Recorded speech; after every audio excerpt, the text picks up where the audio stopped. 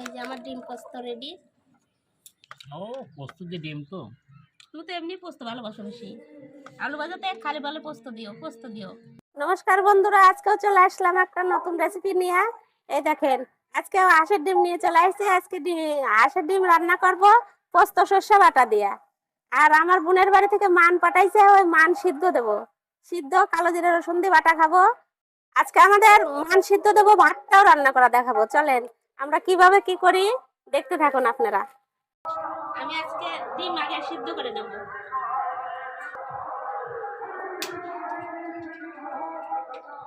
হাঁসের ডিম কিন্তু খুবই শক্ত, খুব শক্ত। কত জোরে আওয়াজ হলো টুম করে, তাও ফাটছে না কিন্তু।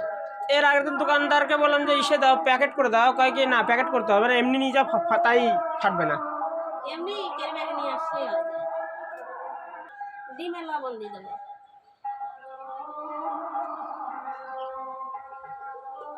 ডিমটা সিদ্ধ। আর এই যে আমি মান সিদ্ধ দেব, মানটা কেটে নেই। আমার তো বাচ্চার পালে মেলে সব এই জায়গা সব রেডি করে দিচ্ছি।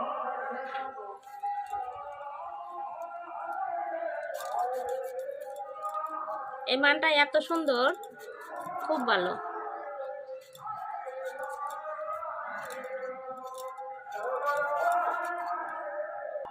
বাজার থেকে ওল কিনতে পাওয়া যায়, ওলের থেকেও মান ভালো।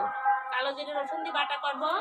যার যার ঠান্ডা লাগছে এই মান খেলে, কালো জিরে রসুন দিয়ে বাটা খেলে ঠান্ডা সেরে যায়, গা পা ব্যথাও সেরে যায়।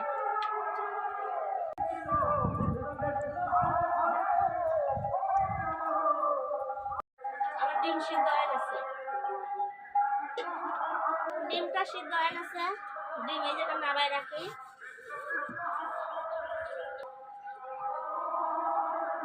আর এটা সেই সুন্দর হয়েছে না?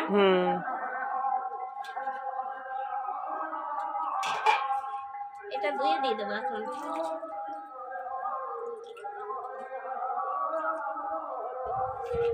মান না ধুলে যে দুধ দুধে একটা রকস বাড়ায়। সাদা সাদা জল হয়ে গেল। হ্যাঁ, সাদা সাদা জল হয়ে গেল। আবার ভাববেন না যে ভাতে সিদ্ধ দিলে গলা চুলকাবে, ভাত কিন্তু গলা চুলকাবে না। এদিকে ভাতটা হতে থাকুক, এদিকে আমি ডিম টিপ সব রেডি করে নেই চুলে।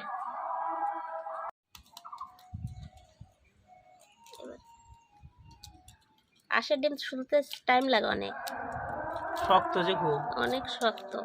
আর লবণ দিছি না, দেখো কত সুন্দর ছেড়ে যাচ্ছে। পোল্ট্রি ডিমের মতোই তো চুজা ধরতেছে। আজকে প্রচন্ড হাওয়া উঠছে, ঝামাল উঠে গেছে। সর্ষে উঠে যাচ্ছে না, ওই জন্য ঝামাল উঠছে। ছাদের উপর যেমন শীতের দিনে রোদ লাগে, ওরকম এই গরমের দিনে হাওয়া লাগে। তারপরে বৃষ্টির দিন আসলে কি করব? ওই ঘরের ভিতর দিয়ে জল যাবে আর ওর ভিতরে রান্না করবে।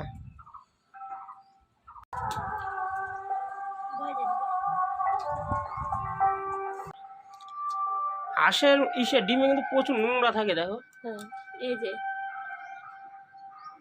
হাঁসের ডিম না, খোপে থেকে বের করে সাথে সাথে ধুলে না নষ্ট হয়ে যায়, ওই জন্য দেয় না, নোংরা সহকারে বিক্রি করে দেয়। পোল্ট্রির ডিম একদম চকচক করে, কিন্তু হাঁসের ডিমে প্রচুর নোংরা থাকে। নোংরা থাকতে ওরা খায় আর পায়খানা করে। ভাত হয়ে গেছে, আমি ডিমগুলো এরকম ফেলে নেব। কাঁচা না দিলে লবণ হলে তো যাবে না। না না, আজকে গোটাই কাটে রান্না করব। তো হাফ করে হাফ করে।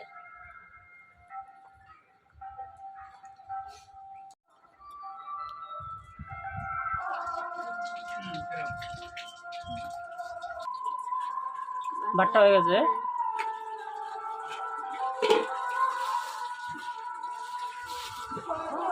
তো ভালো হয়েছে রেলিংটা, অটোমেটিক জায়গা। হ্যাঁ।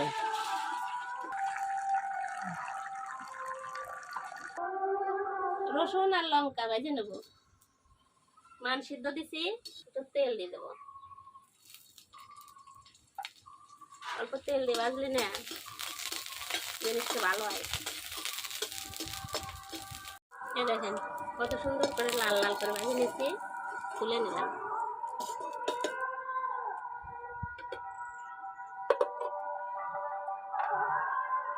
তেল দিয়ে দিলাম কড়াইতে। একটু হাওয়াটা কমছে বলো। হাওয়া নাই এখন। বাপরে, একটু আগে যখন ভাত রান্না করে তখন হাওয়া উঠছিল। লবণ দিয়ে দিলাম। হ্যাঁ, আর হলুদ অল্প দেবো, কারণ যে পোস্ত সর্ষে বাটা করলে ডিম অত হলুদ লাগে না। এই যে ডিমগুলো পিস করে নিছি দুটো দুটো করে। এক বাটি ডিম হয়েছে। অনেক হয়েছে।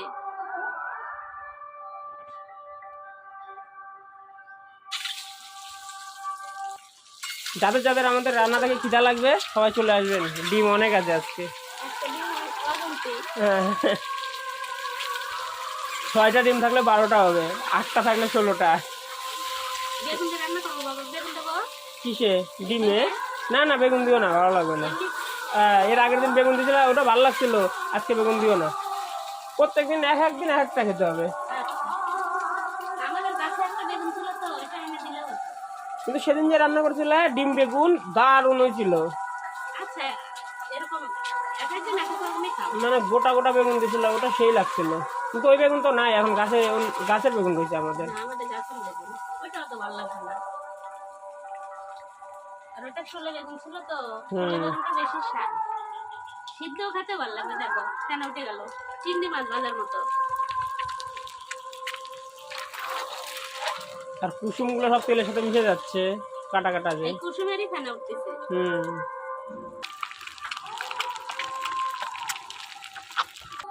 সাদা সর্ষে আর পোস্ত, এই দুটো বেটে নেবো আমি।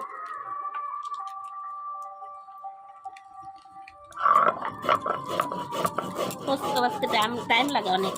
আবার বলো। পোস্ত বাটতে অনেক টাইম লাগে, একবারে কর আওয়াজ হচ্ছে। শুকায় গেছে, এখনকার দিন টানের দিন না। আমার ডিম ভাজা হয়ে গেছে, ডিম উঠায় নিলাম। ডিমে ফেনা উঠতেছে, চিংড়ি মাছের মতো, ওই দিনকার মতো।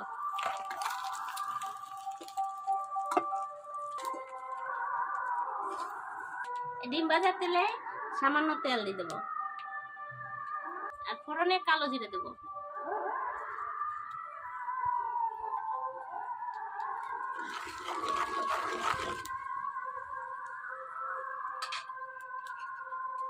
তারপরে এই যে কাঁচা লঙ্কা দেখেন গোল গোল করে কাটছি, আর পেঁয়াজ।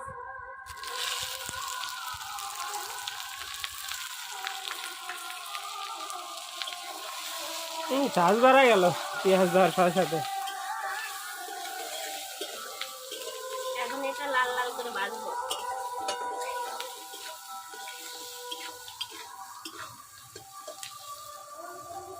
একটু ভাজবো, আর আমার এই যে মশলাটা করবো।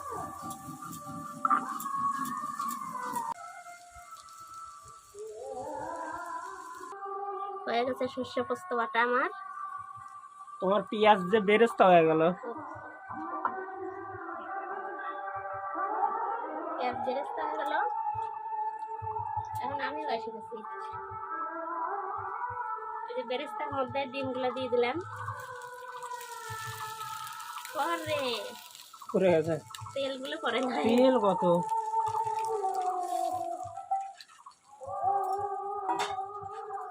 জল দিয়ে দিলাম।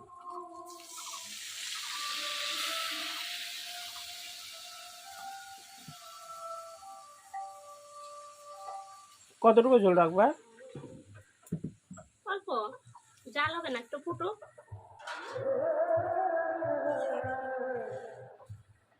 আমাদের বাড়ি ছোট ছোট কবুতরের বাচ্চা। কাস্টমার লাইছে অনেকগুলা, বন্ধুদেরকে দেখাই যে। ওই যে দেশি মুরগির বাচ্চা, দেশি মুরগির বাচ্চা না, বড় বড় দেশি আছে। 8টা আছে না মা?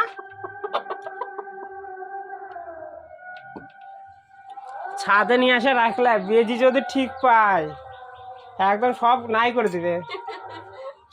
আমাদের না মেশোদের, তার সব বেশি খেয়ে গেছে।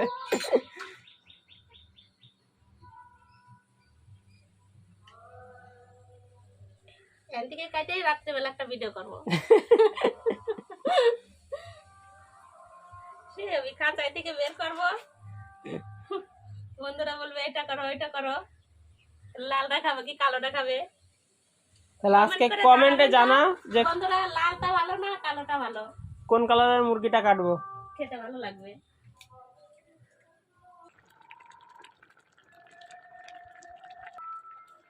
যে পোস্ত আর সর্ষেটা গুলাই নিলাম, দিয়ে দিলাম ডিমে।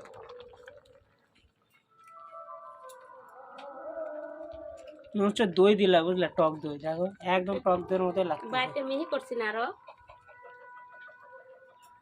মিক্সিতে করা আর পাটায় কাটা আলাদা, মানে অনেকটাই মিহি হয়ে যায় পাটাতে।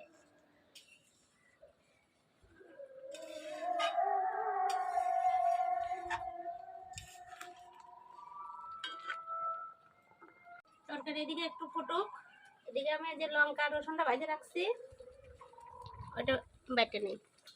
আর এই যে কালো সর্ষে দিয়ে দেবো, সর্ষে দিয়ে বাটা করবো। ভাবছিলাম কি কালো জিরে দেবো, কিন্তু কালো জিরের থেকে সর্ষে বাটা বেশ ভালো লাগে। সর্ষেটা ঝাল উঠবে আর মানটা খেতে স্বাদ লাগবে। তাহলে একদিন কালো জিরা বাটা করবা, এমনি কালো ভাত জিরে দিয়ে খাবো। লঙ্কা দিয়ে ওটা আলাদা বাটা। হ্যাঁ, ওটা এমনি ভাত দিয়ে খাবো। হ্যাঁ, ওইটাই তো গরমের দিন আসলো, আমি তো 2-1 দিন পর পরই খাই ওইগুলো। ঠান্ডা লাগলে ওইটা বাটা করে নিই। আমি এখন ভাতের পালের মধ্যে থেকে মানটা বের করবো, বের করে একবার বাটা করে দিতে। কত দূরে বা পাবো এটা, অনেক নিচে আছে।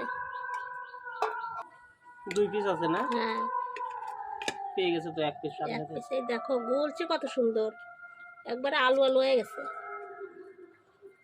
সেই সুন্দর মানটা। তরকারিও খাওয়া যাবে বাবা, আর একটু নিয়ে আসবো আরেকদিন। হ্যাঁ, দুলাম না, দোয়ার সময় ঠিক পাওয়া যায়। দুধ দুধ একটা আলাদা একটা বাড়ায় না কষ, ওইটাতেই ভালো লাগে। পাবা নাকি আজকে? হ্যাঁ, ওইটা হারাই গেল নাকি, অনেক খোঁজার পরে এটা বাড়াইলো। ছোট ছোট পিস করে দিছি তো, কোন আইছিল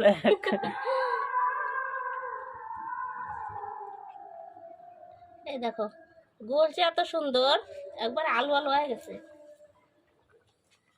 এই দেখো আর দিয়ে ছেড়ে যাচ্ছে, 2টা কেকের পিস মনে হচ্ছে। এত সুন্দর। এর সাথে একটু লেবু চিপে নিলে আরো ভালো। লেবু খাবার দেয়া সময়। লাগবে না, এমনিই ভালো লাগবে। খাওয়ার সময় লেবু চিপে নিলে আরো হ্যাঁ, স্বাদ হ্যাঁ। লাগবে।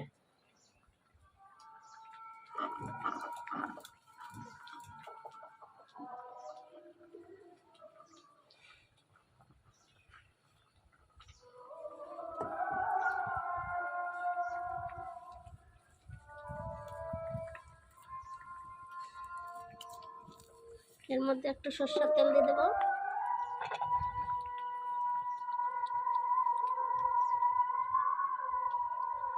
ব্যাস হয়ে গেল, এটা আমার মাখানো। আলু সিদ্ধ থেকে ভালো হয়েছে না, এত সুন্দর করছে। এই যে হয়ে গেল,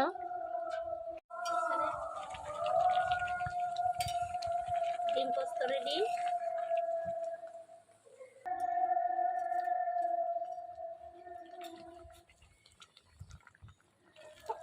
এই যে আমার ডিম পোস্ত রেডি।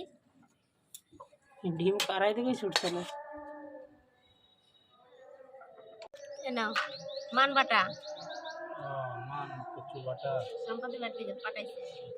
এটা কি দেখো কত সুন্দর আলুর মতো গলছে। আর একটু দেবো, দাও একটু দাও। ব্যাস।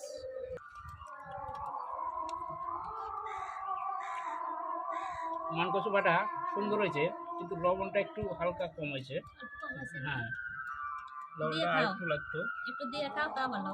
না, আমি কাঁচা লবণ খাই না যেহেতু।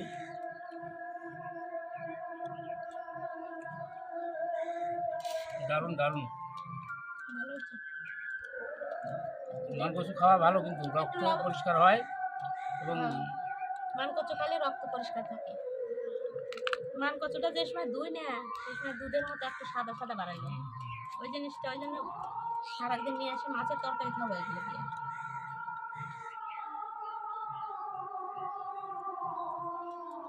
এগুলো কি হাঁসের ডিম?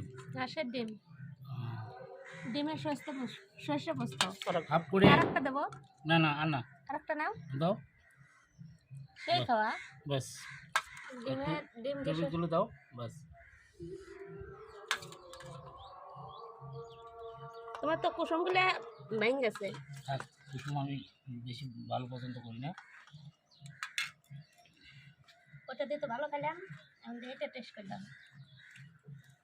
ও পোস্ত দিয়ে ডিম তো। তুমি তো এমনি পোস্ত ভালোবাসো বেশি। আলু ভাজাতে খালি বলে পোস্ত দিও, পোস্ত দিও। পোস্ত দিয়ে আলু ভাজা খুব ভালো লাগে। আজকে একবারে সিম্পল, কোনো রকম মশলাপাতি দেই নাই।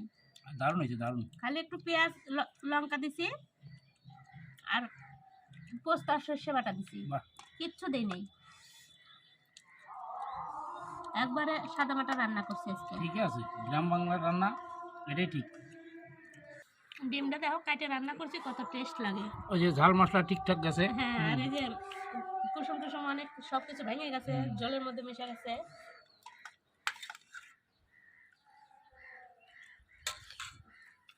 সেই সুন্দর হয়েছে। ডিমগুলো বেশ বড় বড় গো। হাঁসের ডিম তো। হাঁসের ডিম তো।